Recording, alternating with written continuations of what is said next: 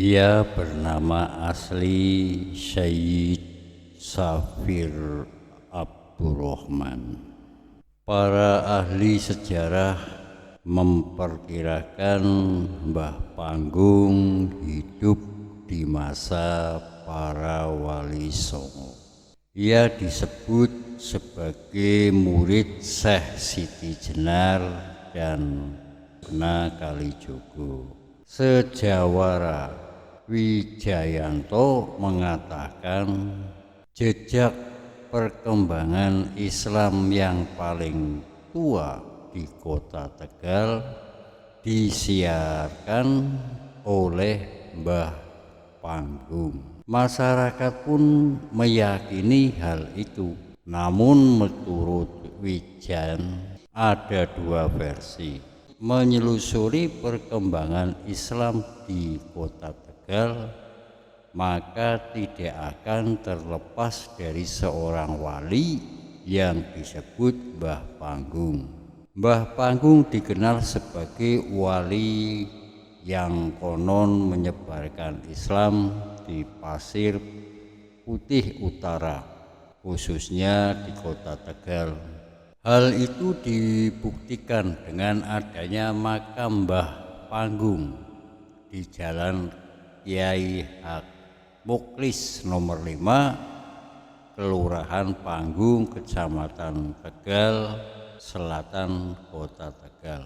Batu yang menjadi pagar di sekitar makam Mbah Panggung disebut memiliki usia sama dengan batu bata makam Angkurat 1 di Tegal Arum, Kecamatan Adiwerna, Kabupaten Tegal.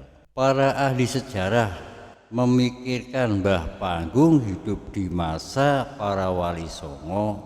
Ia disebut sebagai murid Syekh Siti Jenar dan Sukma Kalijogo. Sejawara Wijayanto mengatakan jejak perkembangan Islam yang paling tua di kota Tegal disiarkan oleh Mbah Panggung. Masyarakat pun meyakinkan hal itu. Namun menurut Wija ada dua versi kisah Mbah Panggung. Ia datang ke bumi Nusantara untuk menyebarkan Islam di kota Tegal. Sedangkan versi kedua, Mbah Panggung merupakan keturunan Raja Majapahit dan hidup di masa Kerajaan Demak. Jika dilihat dari sejarah kronologisnya, silsilah Mbah Panggung masih berhubungan dengan Raja Brawijaya dan istrinya pun Putri Campak Dewi Murdiningrum. Keduanya dianugerahi anak bernama Raden Djoko Djaduk yang bergelar Pangeran Malang Sumiran. Kata Jiwan Sas ditemukan. Masa hidup Mbah Panggung antara abad 15 atau 16. Ia mulanya seorang wali yang tinggal di Rembang, Kudus dan sekitarnya. Setelah adanya hukuman dari Dewan Wali untuk Mbah Panggung, namun tidak mempan, Syekh Abdurrahman pergi menyiarkan Islam dan berhenti di kota Tegal. Ia mengatakan Mbah Panggung merupakan ada ajaran dan perilaku Mbah Panggung yang di masa itu dianggap melenceng dari dewa wali. Banyak yang menafsirkan suluk Malang Sumirang merupakan ajaran jalan kegilaan Mbah Panggung kepada Tuhan. Kemudian dibuatlah pula Dandang Gulo yang merupakan substansi dari ajaran Mbah Panggung. itu disebut-sebut sebagai jalan gila menuju Tuhan atau tarik menuju Robbani. Apalagi di masa itu ia memelihara 2 ekor anjing yang diberi nama Imam dan Tokit, asal kata tauhid. Mbah Panggung pun dituding berada di jalan yang salah dalam menyiarkan Islam.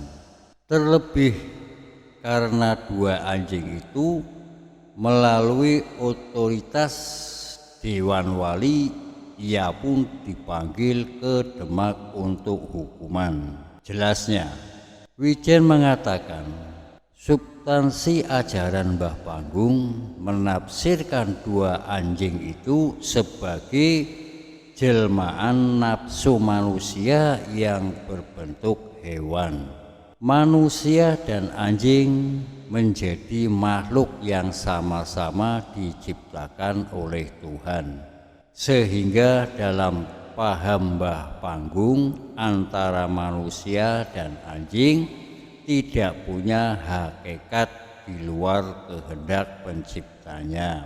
Mbah Panggung juga disebut Sunan Geseng karena akibat ajaran yang mengandung konversi. Ketika ia menghadap Dewan Wali, ia dijatuhi hukuman dibakar hidup-hidup. Masa hukuman itu setelah gurunya Syekh Siti Jenar dihukum, Mbah Panggung dibakar, namun tidak mempan. Dalam kobaran api itu tercipta suluk malang sumiran. Setelah dihukum, Mbah Panggung berkelana dan menetap di wilayah Tegal. Namun jiwa menyatakan data tentang sejarah Islam di Indonesia di masa transisi di Hindu Buddha tidak begitu banyak. Sejarah Islam ditulis setelah masa Kerajaan Mataram dengan adanya Babad Tanah Jawa. Setelah demikian, bukti keberadaan Mbah Panggung bisa dilihat dari pagar di areal makam. Keberadaannya pun menjadi keselarasan makam-makam wali di hingga Tegal dan Brebes. Wijaya mengatakan pagar di areal pemakaman Mbah Panggung sudah banyak yang rusak. Perlu ada rekonstruksi untuk menjaga konstruksi karena bagaimanapun bata-bata itu menjadi bukti bahwa bangunan itu punya nilai sejarah. Adapun Syekh Abdurrahman dijuluki sebagai Sunan Panggung. Disebutkan panggung berarti pepohonan yang rimbau. Selain itu, Sunan Panggung bergelar Sinuwun yang dijunjung, sedangkan versi yang berkembang di masyarakat menyebut Panggung karena pada saat itu wilayahnya Tegal merupakan pulau kecil yang berbentuk seperti panggung. Mbah Panggung sampai ke Tegal. Wilayah Tegal merupakan pulau kecil yang dikelilingi oleh lautan. Apa yang mengatakan daratan saat itu ada wilayahnya Kabupaten Tegal. Setiap habis berdakwah, Mbah Panggung kembali ke pulau kecil itu. Pulau kecil itu yang sekarang menjadi arah pemakaman Mbah Panggung. Masa hukuman itu setelah guru Syekh Siti Jenar dihukum, Mbah Panggung dibakar namun tidak mempan dalam kobaran api itu. Tercipta suluk malang sumirang setelah dihukum. Kemudian Mbah Panggung berkelana dan menempat di wilayah kota Tegal. Namun jiwa menyatakan Data tentang sejarah Islam di Indonesia di masa transisi Hindu, Buddha tidak begitu banyak. Sejarah Islam ditulis setelah masa kerajaan Mataram dengan adanya babat tanah Jawa. Sekalipun demikian, bukti keberadaan Mbah Panggung bisa dilihat dari pagar di areal makam. Keberadaan pun menjadi keselarasan makam-makam wali di sepanjang Pantura dari Tuban, Lasem hingga Tegal dan Brebes.